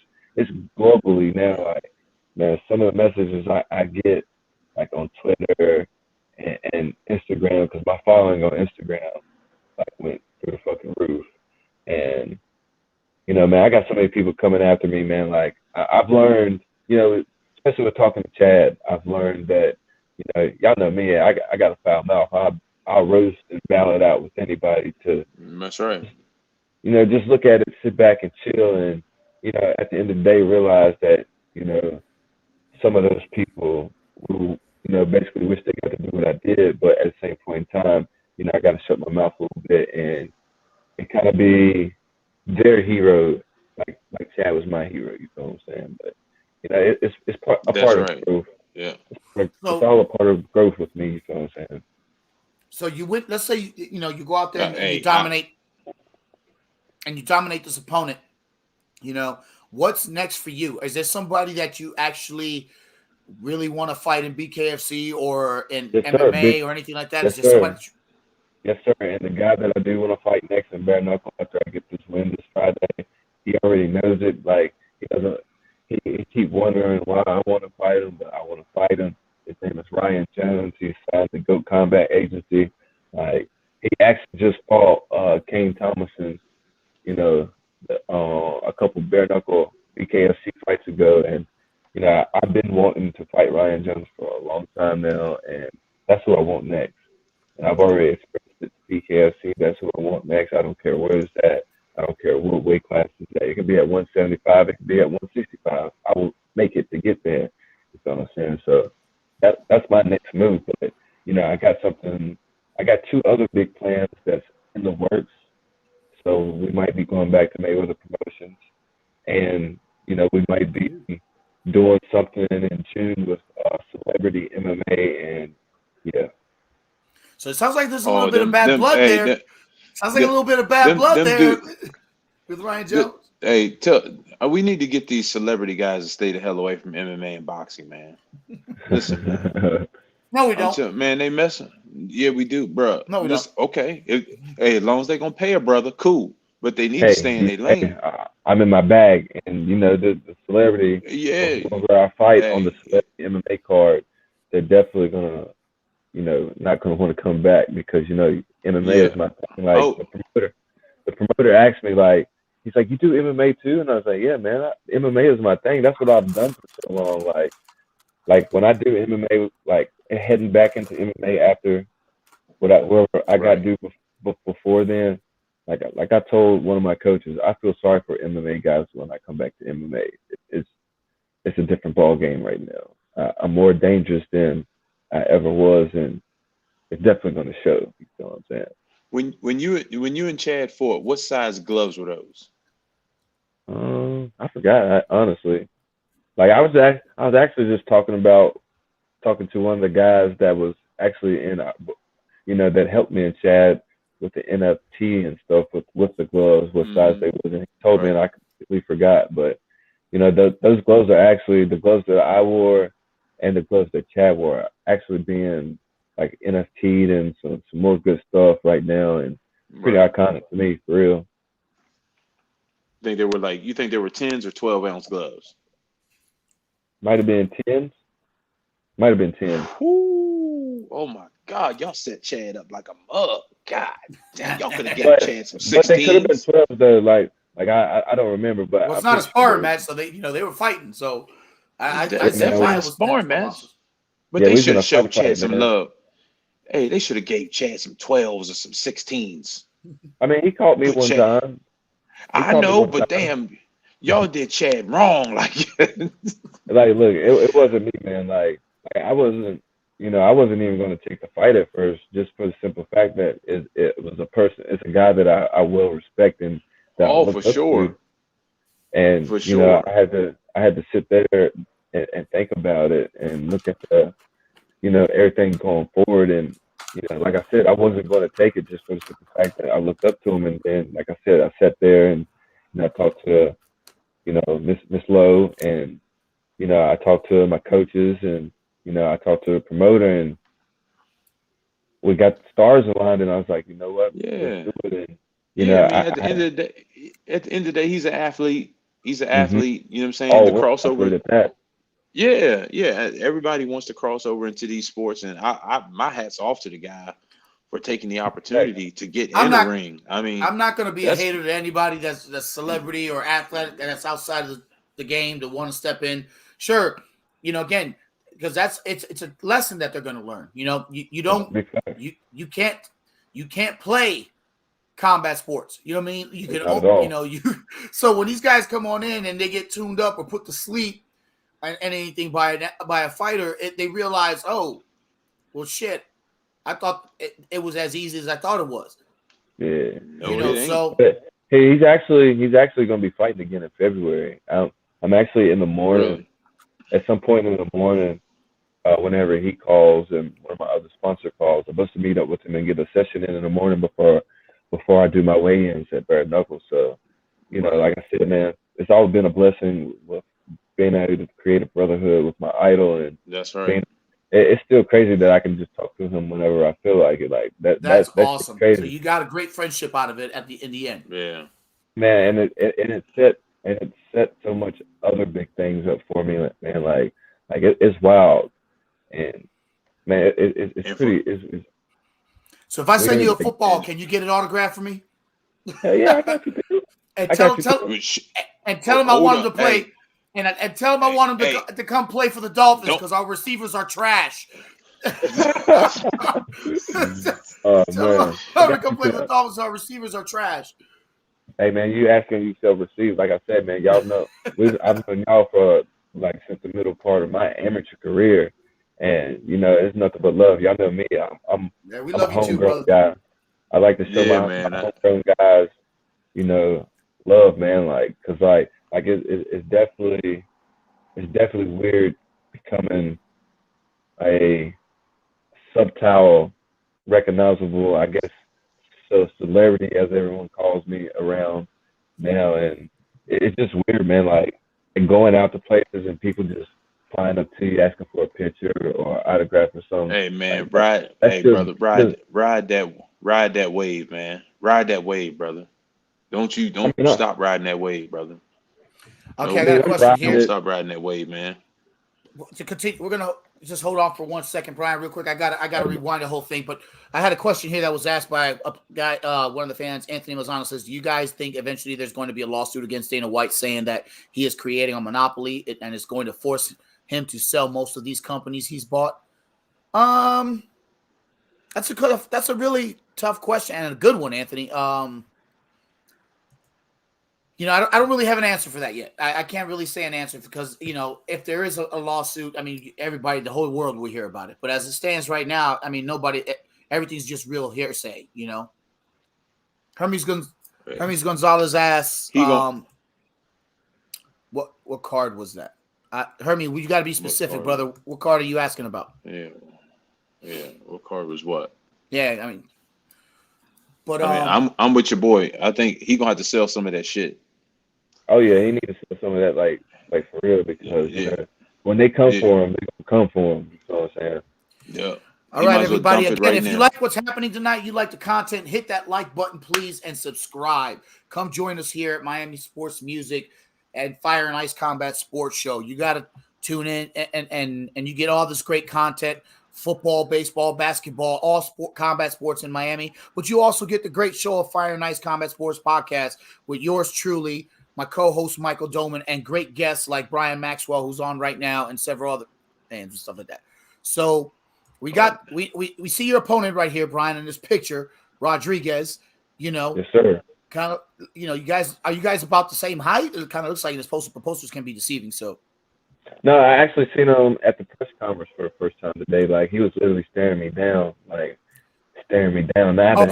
was giving you the eyeballs. He was like, yeah, he was giving me the look. Like, he had a double take today. I ain't had nobody do that in a long time, man, and it felt great, man, because usually I'm the fish coming into the big ass ocean with the sharks. But this time I feel like I'm the shark and he's a little guppy, and I'm telling you, it looked like he felt some type of way today, because I guess in person, man, I'm bigger than what I look like on pictures, and I think we're about the same height. I think my arms might be a little bit longer than his by probably about 1.5 inches or so, but I'm definitely bigger than he is, because he's fighting around. We're fighting at his walk around weight, and I had to cut a little bit of extra weight for this weight class, but it don't. Like I said, I'm always grinding, so it don't make a matter to me. And, I can always come in on weight and shape and ready to go. Now, I think I know why you want to fight this guy Jones now. Yeah, I think I just peeped the manuscript. I see. Yeah. We'll leave that one at that, because I've been calling him out for a while. Yeah. Hey, Brian, we got a great question for you, man. Anthony Mazzano asks, Brian, who do you model your fighting style after, and who do you look up to as a fighter? Well, first of all, I look up to the very first fighter that I ever got to watch fight back in 2007, and he was the main event. Of course, it was Anthony Silva. So that is my idol for damn sure in the MMA world. Well, he is the GOAT to me, and I actually got to meet him for the first time in 2015 at the MMA Expo up there in New York City, which was fucking fire. And he actually watched one of my grappling matches that day. That was dope. I figure my fighting style, it's always been compared to Rashad Evans. Like, I've heard that so many times. Like I can see that. Coming in, I can see that. Yeah, a lot of people have always compared my I can see fighting that style to Rashad Evans, and the crazy thing about that too, like I met him literally the day before me and Chad fought, and I met him, and that was weird because I've always wanted to meet him, and when I met him, it was just like, oh shit, this is a person everybody say that I fight just like, but it's nothing but respect, and I told him my fighting style, it's like he's one of the fighters that I look up to, because in his prime, him, Rampage Jackson were like the baddest 205ers on the planet at that point in time. right. Yeah, That's a bad man. That's a bad man. It's great when you can model yourself after somebody and you have very similar styles. I agree. Anthony at the point in time said, "What division?" It would have been the same one, Anthony, because Mr. Red Rims over here, aka Brian Maxwell, has fought at 205, 185. Didn't you get down to like 171? Yeah, I ended up winning for my pro debut. I ended up winning 172 that day, and the fight was at 175. I literally, for that fight, I cut from 218 pounds all the way to 172. Like that shit was crazy. I hadn't been 170 pounds since my freshman year in college wrestling, when I had to actually gain weight to be 170 pounds. Coach wanted me to wrestle. That's right. Your background is college wrestling, man. So all right, so you wrestled in college and then decided you wanted to compete in mixed martial arts. I see that. What pushed you to do the striking portion of that? What made you really want to get into the striking portion, whether it was boxing, Muay Thai? What got you there? I mean, basically, my coach at Round 30 MMA basically sat me down and told me, if you want to elevate your fucking game, you're going to have to do something more than being a grappler. And I'm going to need you to, when you start preparing for the next level, to get into some Muay Thai classes and add more boxing and striking to your repertoire. Because y'all know me, like, I'm only throwing hands for a second, then I'm taking you down and beat you up. Either I'm going to beat you up or I'm going to submit you. Y'all know that. Smart. Yeah. That's a smart game plan, man. I mean, and now that I've dedicated myself to nothing but pure striking, like I said, I feel dangerous right now. Like, even when I do go back to MMA and people not expecting me to be a striker because they're still going to think of me as a grappler just because of my jiu-jitsu and my wrestling, they're going to get body with the hands. And they don't call me. I got big legs for no reason. The kicks are still there too. You know what I'm saying? So what was the biggest change for you once you went over to BKFC as far as like the striking portion? Basically just recommitting myself to strictly boxing for real. Mm-hmm. Because I told myself I wasn't going to let my wrestling or my jiu-jitsu or my Muay Thai slip either. But I've dedicated, especially with since I found out about my Chad fight, I've really dedicated myself to deeply only striking. But I've done my jiu-jitsu in my wrestling in the middle of some of that too. But this fight camp here, I haven't done no grappling at all. Like, I've been straight stuck on boxing, the basics of boxing at that, and that's why I feel more dangerous than anything. So, yeah. Right. So boxing and training and boxing and striking, what is the differences you see in fighting bare knuckle as it is compared to boxing? I mean, really nothing but distance, range, and gloves. Bare knuckle, you have no gloves. Boxing, you have gloves. With a glove on, you're absolutely going to connect every time you throw a punch near someone. But with bare knuckle, you can easily miss just like that. You know what I'm saying? So you definitely got to work on your timing and your distance and all that good jazz with bare knuckle. And this fight camp that will be coming to an end tomorrow. That's what I took the time to do, because I watched guys like Reggie Burnett, Renzo Hunt, Christine Ferreira, and the higher echelon upper guys and girls in the BKFC. And I've been studying, man. I'm telling you, like I said at the beginning of the show, I've been a hermit this fight camp. I've been in a lab. I've been doing everything. And I've been in the gym like hardcore, man. Like, it's ridiculous, but I love it. Like, I'm happy. Did you watch BKFC over the weekend? Yes, sir. As soon as I got back from the amateur fights of coaching a few guys, which we went 5-0 on the night. We clean swept the event. So shout out to all the Roanoke guys. They did their thing, and on the way back, I was watching the BKFC fights. And then when I got home, I started watching BKFC fights. So I've seen every fight, and yeah, I always watch every fight. I don't care what I'm doing. I don't care if I'm at work. I put it on my headphones and listen to the fight. Yeah, that's a good thing about having the BKFC app. I can always go back and watch the fights, even if I missed them after, like if I was watching the UFC that night or Canelo Plant. Hey, that was a wild night though, because had an amateur event to be at. The bare knuckle fights were coming on, and the Canelo Plant fight was coming on too. So And the UFC fights. And the UFC had and fights. Bellator. Yeah, that was a wild night for combat sports, man. Like, and the crazy thing about it, looking at all those events, including this amateur event, tied to the cage that I was at, like all those events were packed with people. It's so glad. I'm so happy to see that, COVID-19 hasn't really beat the fuck out of us to keep us from being outside, man. And it's a great shit to see that in combat sports right now, people being outside and seeing everything filled up, man. Like, even though all that stuff happened in the same weekend, it was great to see, sold out crowds. Yeah, they was only gonna keep us inside for so long, for real. Facts. You feel what I'm saying? These people ain't sitting in the house no more. Yeah. Again, guys, if you like the content on the channel, please hit that like button and subscribe, and tell all your friends about what the Fire and Ice Combat Sports Podcast. We're still growing. You can also donate to the channel by clicking on. Share the channel. Share the channel for sure. Share the videos. I'm definitely got to do that. Yeah, if you don't do it, I'm gonna send Brian Maxwell after every one of y'all that's watching tonight. So go ahead and make sure you hit that like button and subscribe so everybody can come out and watch the show. Again, we do want to give a quick shout out while we're taking a quick pause for a second here. But again, happy 246th birthday to the United States Marine Corps.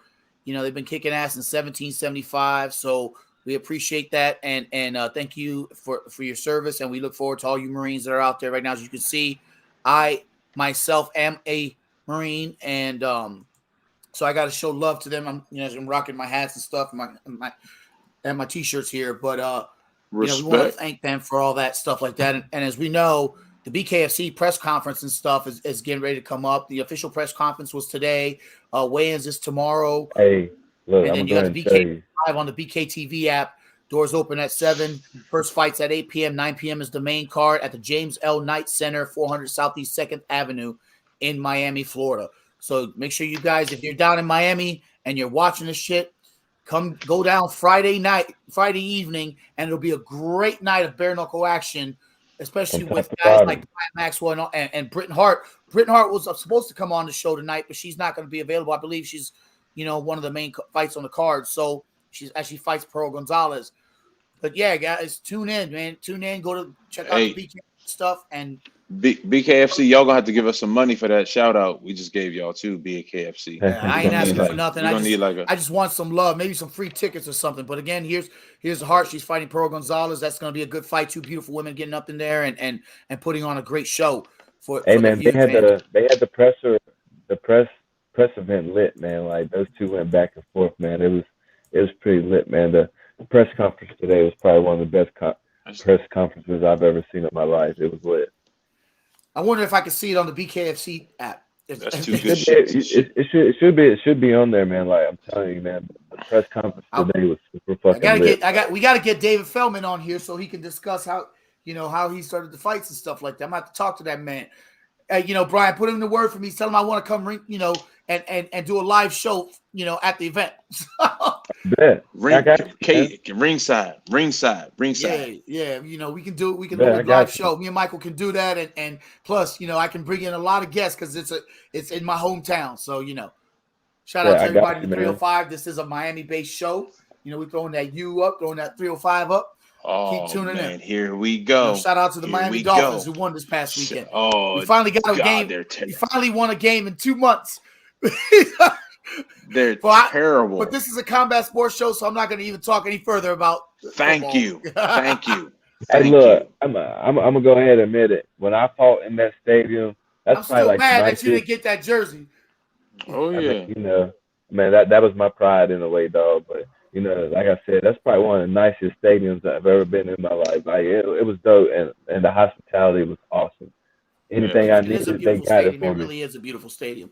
It's huge, it's big, and it's outdoorsy, but it's a great venue. Oh yeah, it was awesome, man. And being able to fight in that venue, man, like that was definitely a life changer and a different feeling, man. Because walking out with that many fans there, I've never fought in front of that many fans, and when I dropped Chad and heard the whole crowd like roaring in my ear, like usually during fights I can block the crowd out, But when that happened, man, That was that many people. crazy. Yeah, man, That's that shit was huge. crazy. That's So awesome. do you get to spar? You get to spar with Chad now at all? No, I'm not gonna be sparring with him because I'm not risking getting any cuts or nothing. The day before No, the fight. I mean outside of camp, like if you're just training regular and he's just in this, it's off season. Guys don't have anything coming up, and he invites you down to train. Would you spar with him, or would his camp be like, all right, man, bring him in so we can spar? Yeah, I'm down for anything. Like I told him, All right. like if he after my fight's over, if he needs me to come down to help him with this fight camp or needs an extra body, I'm here. You know what I'm saying? It Dude, ain't because no problem. I was thoroughly impressed with his jab Oh in the yeah, beginning of the fight. Oh I yeah, was I mean like, he's an oh athlete. shit, He's a mega Yeah. athlete. yeah, So yeah. he adapted to I was combat like, sports pretty quick. So yeah, I was like, this might be interesting if he can keep that jab out there. But then when and I he's seen still that arm get tired, he's still and I relatively seen young that arm, too. hey, Compared. I saw that arm didn't come back to his face. I was like, oh, Chad, stop it, get the hand Yeah, back man. faster. But what a lot of people don't know is, he's been training with Floyd for like 15 Oh yeah, more oh years yeah, because he oh did that yeah, to stay in football, in in shape shape, for right, football. He was right, sparring. He just never had a fight before. And, right, you know, right. of course, I got some flack of, oh, man, you put a football player, he's never boxed a day in his life. Bullshit. Man, If you're a real whatever. Chad Johnson fan, you know his whole Hey, background. That he's been training with Floyd for years. yeah, hey man, that man got hit by Ray Lewis. Ask him about that hit that Ray Lewis popped his ass coming across the middle. Man, I swear he was mic'd up that game. He said, "Man, Ray hit me." Man, Ray knocked the shit out of him. Man, Hey, you getting hit he by was actually Ray? talking about that. Like Hey, he made a Twitter post and was like, I've only been hit hard by two people in life. Number one being Ray Lewis, he's a bad Yep, motherfucker, and number two, yep. Brian Maxwell. That shit was crazy. Oh shit. oh, shout out, man. Shout out to Chad You Ochocinco. just went viral. He's a Yeah, shout out Chad, man. yeah, man. Chad. I mean, he's an I got athlete. I A got lot of people, I got to meet Chad's ass, man. I got to meet him one day we can so he probably. can sign his Hey, damn. Hey, So he Brian, can, talk to him, man. We'd like to it have him might come be on the soon. show. It might be soon too, because he always tells me, if I ever need him to come to Virginia for anything, if I need any help with anything, if I need something, if we need to get a chance to do a meet and greet together, hell yeah. he's Yeah, down that'd be for amazing. it. We'd love to get him on the show too, man. So if you have any connections there, have him come on. We'd love to have him on the show. It'd be great. Cause I'd love to talk shit to him. Yeah, I'll Cause I know slide he it to talks him shit. tomorrow. Cause Oh yeah. I know he talks shit. Yo, I know he talks shit. Hey, Brian, man. Give me. So, who are your inspirations in fighting, man? Like, who are your top 5 favorite fighters, past or present, dead or alive, that inspired you to want to get into combat sports? number one being Mike Tyson, of course, the GOAT. Roy Jones Jr. He's another GOAT in my opinion. Anderson Silva, John Jones, and damn, man, I don't have a top 5. I have a top 4 because my Top other 4. person, yeah, the other person would be kind of arrogant and cocky. So we're gonna keep it at that. Your damn self. Your damn self. Yeah, man. My son told me the other day, man. He was like, you know what? You want to know who my favorite boxer in the whole world is? Who my favorite fighter in general is? He's like, you, daddy, and that fucked me up a little bit. It kind of. I had the man tier vibes. You feel me? Man, ain't nothing wrong with that. Did you see Dustin Pegg's outfit? Who? You ain't see it? Dustin Pay, he just fought up in New York for BKFC. Who, Dustin Pay? Yeah. Yeah, I seen his outfit. Did you see his outfit? Yeah. Oh, he was wild. That's outfit to the weigh-ins. Huh? His outfit to the His weigh-ins. weigh-in outfit. No, I didn't see his weigh-in outfit. Oh, bro. Hey, If go I ahead, have a picture, go ahead I'd and be able Google to bring it up. it. Go ahead and Google it. Listen, dog. man, that's his MO. You got shout out to Dustin Pay first and foremost, man. We've had him on the show. He's a great show. He was a great guest. I completely did not expect that to happen. But when I saw that outfit, I was like, oh my God. there's no weakness to that man's mind. I'm gonna tell you that much. Nah, You gotta have my, some my hella man, balls to get on TV my at a man had on a weigh-in and super come out dressed singlet. like that. My Super man had on a singlet, super singlet. thong Oh joint, man, thong joint. Yeah, he went all out. He said, I'm gonna make a statement right now. Oh my God, man. I hey ain't man. playing You know, I that. mean, look, it is what it is, man. We've probably seen crazier than that at some show weigh-ins. Man, he yeah. made a statement with this That outfit, was bro. that was This kind of a little tough there. you gonna have to go You check have it to out. Google that, bro. Yeah, I'm gonna go check that out. Yeah, you might want to As soon zoom as in I on get it. off here. And Yo, do not and don't send me a screenshot of it. Don't you dare, because I already seen it with my own eyes. I don't want to man, see it he's lucky again. I didn't put that on my guest thing, man.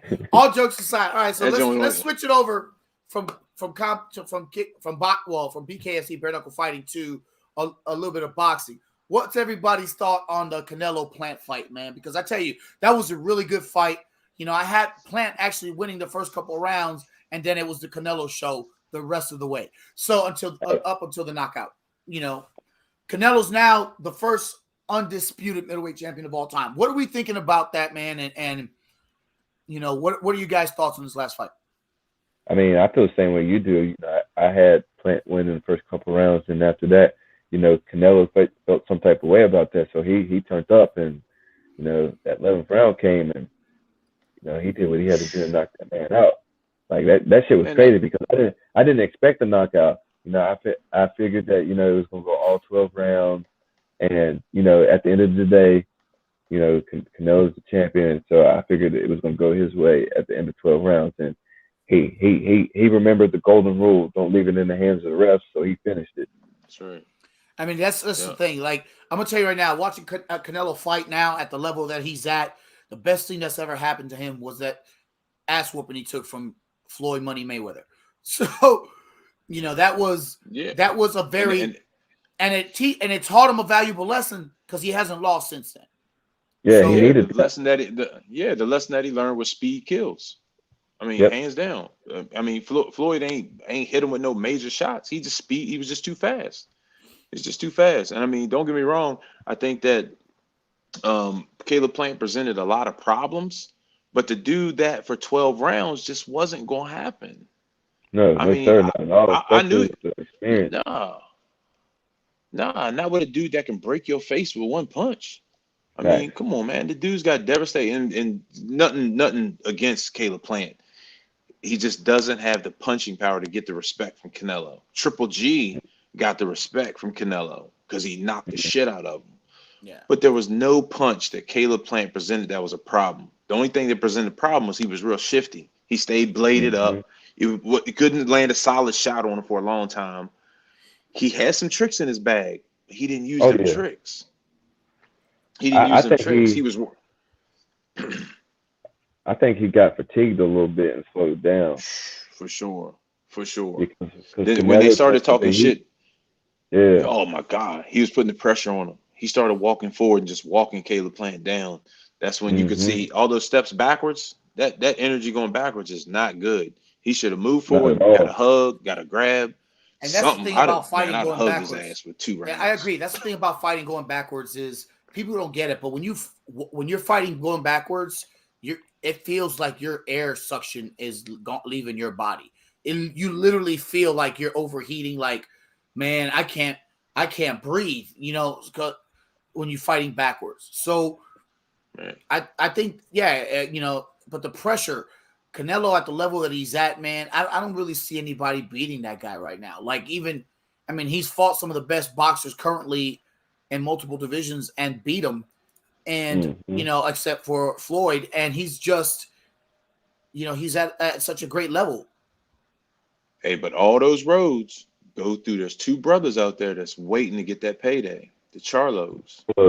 Now, don't get me wrong. The Charlos are amazing fighters. They really are. The Charlo boys are amazing fighters, but they're not. They're not. Canelo's at a different level, brother. But they have to give. Listen. He can't. His legacy's not going to go anywhere. Of course. But if he really wants to put, he got to take a step and got to fight both of them. Or he got to fight one of them. He has to. There's nobody else on that Mount Rushmore in that weight class, except for them two Charlos, and he gonna have to fight them. I mean, Yeah, they don't take one of hold. them out.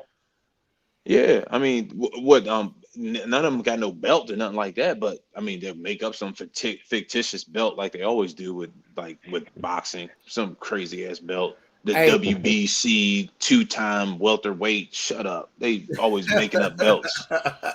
Bunch of bullshit. listen, man, we got switching it up from boxing now. Let's because we're running short on time here. But I just kind of wanted to say, what were you guys' thoughts on the UFC fight cards this past weekend? Because I'm gonna tell you right now, that main card was incredible and probably one of the best main cards of the year. And that first fight between Justin Gaethje and Chad, Michael Chandler. Michael Chandler. Wow. Yeah. Oh yeah. I got to go back and watch that. Fight of the year. It's for damn sure.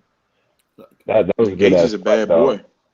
Man, those two guys just stood there and beat each other from the opening bell in the first round to the last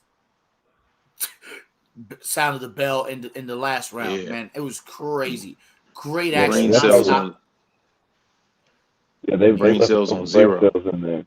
Yeah, they did. Oh, yeah. They definitely left it all out in that cage. Yeah. And then right after that, the next fight, was just as good with Billy Quartillo and I couldn't remember the other guy's last name that he fought, but that went the distance too. And Puerto Rican cat, I can't remember what his name is, but man, anyway, he went up there and they put up a good fight. And again, that card was stacked. What were you guys' thoughts overall on the UFC fight card? I fucked with it. I thought that was one of the best fight cards in a while. Yeah, they're ending the year. Yeah, they're going out with a bang. Mm-hmm. Yeah. Speaking of upcoming fights, man, I'm kind of disappointed in the fact that Jorge Masvidal pulled from his fight against Leon Rocky Edwards. Man, I was so hoping to. Yeah, they announced it today that Masvidal will not be fighting Leon Edwards, I guess for whatever reason. But and of course Leon Edwards started talking, calling him a coward, and that he was like, I'm gonna focus next on the champ, which is Kamaru Usman. But ain't no one beating Usman right now. Hell no. Not in the top 10 in the UFC. Right now at 170, ain't nobody beating Usman. No. Usman's too much, man. That's a big dude. Yeah. And Kobe gave him a fight. Kobe at the end of in the fifth round could have turned the fight around a little bit, but of course he didn't. He kind of basically gave it to Kamaru. But Kobe, man, but Kamaru Usman is just he's just on a different level. He's a bad dude. Man, I'm telling you, man, it's something about those people from Wakanda, man. Those guys are real different. He said Wakanda. Wakanda. Not Wakanda. Man, I'm telling you, man. Yeah, I'm not getting. They built different. They definitely built different. Yeah, man, these guys are all tough. But we got a great lineups, man. We got great fights coming up, especially in the BKFC fight card, man, which I don't have currently on me. But I know that fight card is epic. It's going to be some great fights on there, and and of course Brian is competing on the card. Brian, what are you, the third fight on the card? Yes, it may change tomorrow because some things have happened, but even if it doesn't change. If it doesn't change and I stay the third fight on the prelims, it is what it is, and I'm still going to go out there and be the best me and live my best life and get this dub. You feel what I'm saying? Like I don't care where I'm at on the fight card. I'm getting the opportunity to fight and do what I love to do and showcase my skills. What they said in sports around here, man. Pressure busts pipes. I think if you apply the pressure and you let them things go, boy, that man's going to be in a world of trouble. So you do have heavy punches. So it can literally happen. So I don't know what your game plan going into this fight is, aside from what you just told us. But I honestly think that that's a good opportunity for you to just really shine. Yeah, my shining moment will be Friday. Trust me. Like I'm telling you, like I told you, I said it a million times. I literally sat back this fight camp and been a hermit, man. I've been in the gym. Like I literally haven't been out racing. I haven't done nothing extracurricular like talking about. I haven't even seen like family members like talk about like it's been different for me. Like I'm telling you, I've been a caveman literally this whole fight camp. Like it's ridiculous. Like I think when I get back, the first person I'm going to see is my mother because I haven't seen my mother in that long. Like that's the first person I'm going to see just because I've been a hermit and staying away from people, man. Like yeah. Well, Mama Maxwell, if you're watching, your baby boy is coming home. You know what I'm saying? So, Brian, man. So, what are we looking at for fight shirts, man? Who do we gotta kill to get a fight shirt? You know what I'm saying? That's what I'm looking at. Size XL for your boy, size 5X for the dude in the middle. Wow, I'll get a 5X. Wow. Oh, man. You get him with the 5X. Yeah, you got to give him the big and tall. He still shots at the big and tall. Nah, man, I need my size extra medium. I want my jump tight. Man, that shit you got on is tight right now. Damn right. Man, I got y'all, man. I'll have shirts and stuff with me when I come up there for the meet and greet. So I got y'all, man. Real rap. Hell yeah. Well, Brian, Hell brother, yeah. Mike, you got anything else for the man? Nah, man. Good. Best of luck to you, man. Go out there and do your thing, man. You know, hey, Appreciate BA, y'all. stand up. We super proud of you, man. Keep doing your thing. Keep making those connections. Yes, sir. Hey, Brian, man, again, like Mike said, we want to wish you well. You know that the DMV is with you, brother. And we know that you're going to go out there and put on a show for your fans and loved ones. And again, go out there. Hopefully you have a safe fight. Don't risk too many injuries and God is with you both. And yeah, man, I hope you go out there and put on a great show because I know you will. I appreciate that, my guy. Man, thank y'all. Thank you for having me, man. Hey, Brian, man, tell everybody before you go, man, where they can find you at and any shout outs you want to give out, man. Go ahead and run it now. Man, look, all you got to do right at this point in my life is look up Brian Maxwell. You'll find me on all social media, Twitter, of course on Facebook, on Instagram, and just type my name in Google and I'm there. But shout out to all my sponsors. I made sure I got my sponsored shirt out.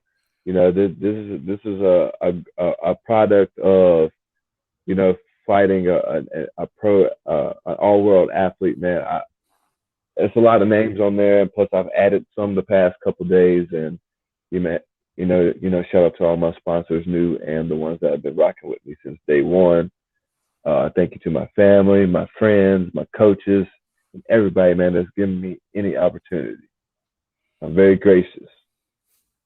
Brian, man, God bless you, brother. Good luck, man. And I guess we lost Mike somewhere, but God bless you. Good luck, brother. And we wish you well. Yes, sir. Appreciate you. Thank you for having me. Thanks for tuning in. Peace. Well, ladies and gentlemen, I guess I must have lost my co-host somewhere, but I appreciate you guys for tuning in. I know we had some technical issues earlier this evening. Just kind of, I don't know what was going on with my computer and the sound and so forth and so on. But again, I want to apologize to everybody, especially to my guests that came on for me running late. We were supposed to have Britton Beltran, I apologize, come on for the last part of the show, but I guess she couldn't make it. These things happen. It happens from time to time. But yeah, tune into the next show next Wednesday. We got a great show, with a great lineup coming on, and you'll have to tune in to see who I'm talking about. But yeah, we're gonna have some great fighters on there. And we're gonna have some guys from the world of boxing, world of Muay Thai, and of course the world of MMA. So again, tune in. And again, I want to give a big shout out and love to the United States Marine Corps for just continuing to kick ass and take names. Thank you, my fellow Devil Dogs, and Semper Fi to you guys. Again, tonight, this weekend, you got, Rodriguez versus Maxwell, BKFC 22 in Miami, and then you got Hart versus Pearl Gonzalez. So it should be a great lineup. And then, of course, don't forget, this is the fight week information for BKFC. Weigh-ins are live at 5:30 p.m. Eastern Standard, open to the public at the James L. Knight Center. It is open to the public. And then BKFC 22 live on BK TV app.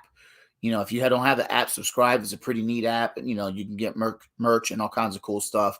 And this, the doors open at 7 p.m. at the James L. Knight Center, 400 Southeast 2nd Avenue And the main card starts at 9 p.m. with the first prelim fight starting at 8.